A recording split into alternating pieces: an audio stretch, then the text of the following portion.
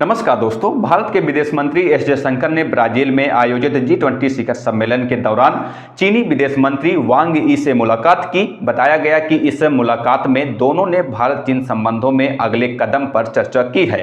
इसमें तीर्थयात्रियों की कैलाश मानसरोवर यात्रा को फिर से शुरू करना, सीमा पार नदियों पर डेटा साझा करना, भारत और चीन के बीच सीधी उड़ानें और मीडिया एक्सचेंज जैसे मुद्दे शामिल रहे हैं। आपको बता दें कि ब्राजील के रियो डी जनेरियो शहर में G20 शिखर सम्मेलन का आयोजन किया गया है।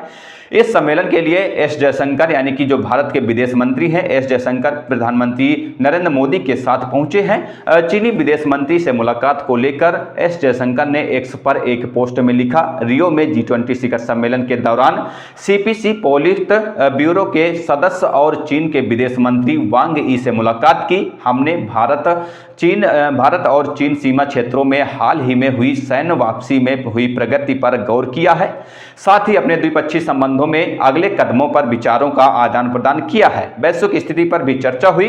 एस जयशंकर और वांग यी ने इस बात पर भी सहमति जताई कि दोनों देशों के विशेष प्रतिनिधि और विदेश सचिव के स्तर के अधिकारियों की भी बैठक जल्द ही होगी। दोनों विदेश मंत्रियों ने माना कि हमारे सीमावर्ती क्षेत्रों में सैनिकों की वापसी ने शांति और स्थिरता बनाए रखने में काफी मदद की है। चर्चा भारत चीन संबंधों में अगले कदमों पर केंद्रित रही। जिन कदमों पर चर्चा की गई उनमें कैलाश मानसरोवर यात्रा को फिर से शुरू करना, सीमा पार की नदियों पर डेटा साझा करना, भारत और चीन के बीच सीधी उड़ानें और मीडिया आदान प्रदान यानी कि मीडिया एक्सचेंज शामिल थे।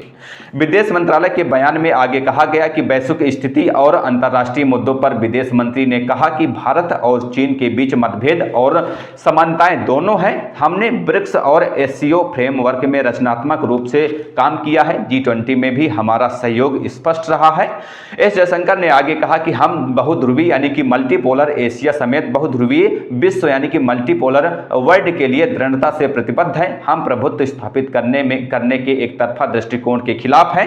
भारत अपने रिश्तों को दूसरे देशों के चश्मे से नहीं देखता है। विदेश मंत्रालय की तरफ से आगे कहा गया कि चीनी विदेश मंत्री वांग यी ने एस जयशंकर से सहमति जताई कि भारत चीन संबंधों का विश्व की राजनीति में खास महत्व है। इससे पहले नेताओं ने कजान में आगे के रास्ते पर सहमति जताई थी। दोनों मंत्रियों ने महसूस किया कि संबंधों को आगे बढ़ाने की जरूरत है। बैठक के बारे में चीन का भी बयान सामने आया है। इसमें कहा गया कि दोनों पक्ष भारत चीन राजनयिक संबंधों की 75वीं वर्षगांठ मनाने तथा दोनों देशों के कार्यक्रम आयोजित करने की प्लानिंग कर रहे हैं। आपको बता दें कि 21 अक्टूबर 2024 को भारत और चीन ने LAC यानी कि लाइन ऑफ एक्चुअल कंट्रोल पर 2 टकराव बिंदुओं देवसांग मैदानों और डेमचोंग में गश्त व्यवस्था पर एक समझौता किया था। बताया गया था कि इस समझौते ने कजान में ब्रिक्स शिखर सम्मेलन के दौरान प्रधानमंत्री मोदी और चीन के जो राष्ट्रपति हैं शी जिनपिंग के बीच बैठक के लिए मंच तैयार किया गया।